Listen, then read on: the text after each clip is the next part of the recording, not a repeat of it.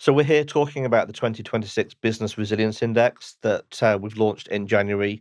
600 leaders have given us their thoughts, and we're dropping down into the specific industry areas and a little bit of a focus on retail. And retail, hugely high pace, but also high levels of vulnerability, as we've seen in 2025. I think we saw security actually score really, really well in the index, and I think huge amount of work being done there. We also saw innovation score really, really well, and I think we see that with everything that's going on, both in physical and digital retail. But Mike, what were the areas where actually, we think retail probably has some work to do? I think a clear one is around continuity. And what we see there, both within our work with our customers as well as within the index, there are organizations that focus heavily on continuity. They do it well, they make it part of their culture. However, a large portion of this segment is a little bit of we will just figure it out as we go along.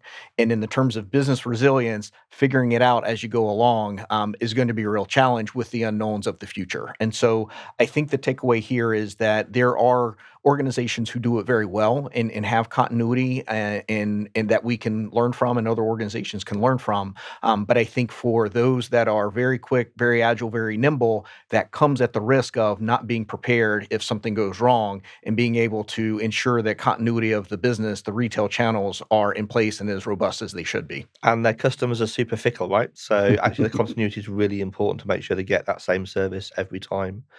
And what stood out for you, Reece, in the report? Because again, it can be a fairly kind of peaky part of an industry, can't it? Yeah, indeed. And for me, what really stood out was scalability. Mm, It's an industry built for speed, not for resilience. yeah. And I think some of the things that hold them back are legacy technologies, quite fragmented environments often. And I think to Mike's point about doing things on the hoof, it fragments the environment and that holds them back from a scalability perspective.